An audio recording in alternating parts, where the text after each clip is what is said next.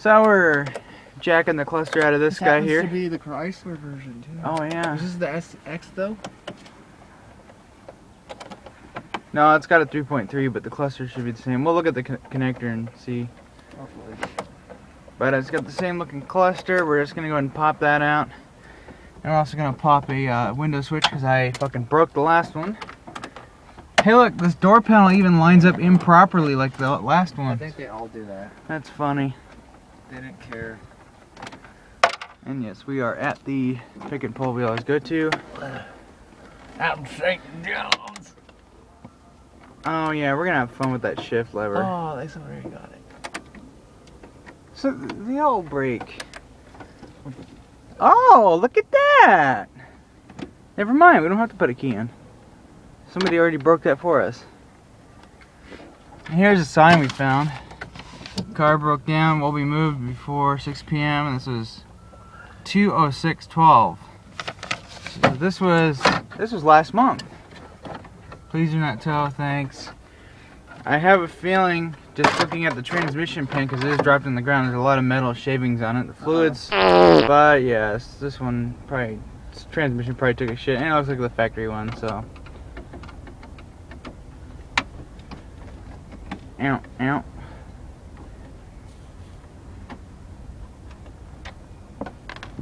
At least the seats are still clean and comfortable. Oh yeah, this one's a virgin, it hasn't been fucked yet. Anyways, let me get to work pulling that switch. It's like, alrighty, we got the cluster in, it's not flaking out. We topped off all the fluids, transmission fluid was a quart low, as expected. At least it is fresh fluid though, that's good. These brakes are really touchy. Oh yeah. Look how far I'm pushing my foot in. It's like dink. These are bigger brakes. Yeah.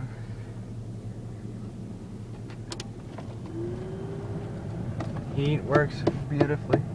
I love the sound that fan makes though. I don't, that's not normal. Okay, that's gonna drive me up the fucking wall. They're around that corner this time.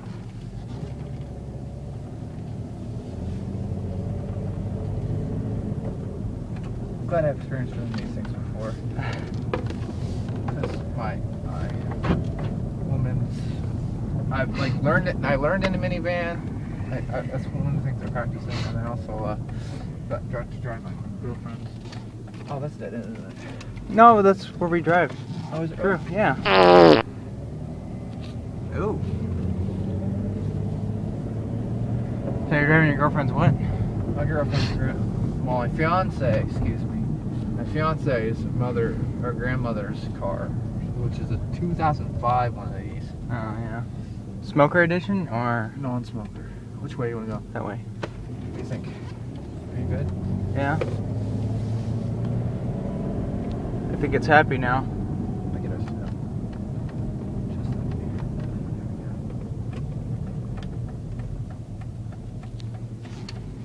now, let's see if we can turn her off. Let's see if she's going to be on. I think she'll start right up. Who knows? I'm thinking this steering's a little wonky in this thing. Yeah. It just needs to get out for a good drive. Should ask him if he wants to take it out for a drive. Get out on the highway. Alright.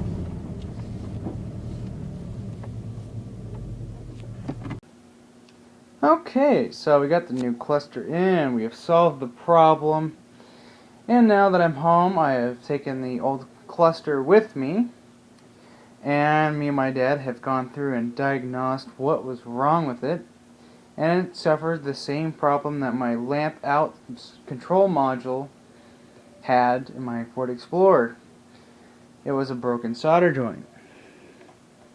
So what we did is we took this cardboard off, you unscrew pretty much everything.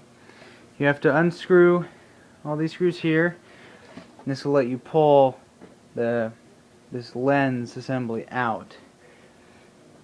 And then what you do is it's kind of hard to show, but right here are these metal tabs. Once you get everything unscrewed, spread one of these little tabs out and then you can pull the actual gauges out.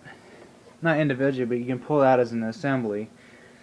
And once you do that, you can pull the green board out, and on the other side you'll see more solder joints of all the various parts. Now, our particular issue was present on this red connector here, and if I remember correctly, it was this joint here, this little pin right here, very lower left, had a busted solder joint. It was cracked all the way around it. So we went ahead and took our soldering iron and just put a little dab on each pin just to make sure they have a fresh connection. So now we have fixed our cluster, and now we have it as a spare. So if you have a issue where your van will start every other time, if you hit the dash, it'll start, or if just the alarm set comes on when you turn the key, all you hear is the fuel pump come on, you'll just hear and it won't turn over. All you got to do is pull your cluster out, disassemble this, pull the board out, and look for your solder joints. Look to make sure there's no cracks. If you see a fine crack all the way around the joint, then that is most likely your problem. In our case, we just wanted to replace the cluster, so now it has a spare. Anyways, that's how you fix your Chrysler Town & Country piece of shit.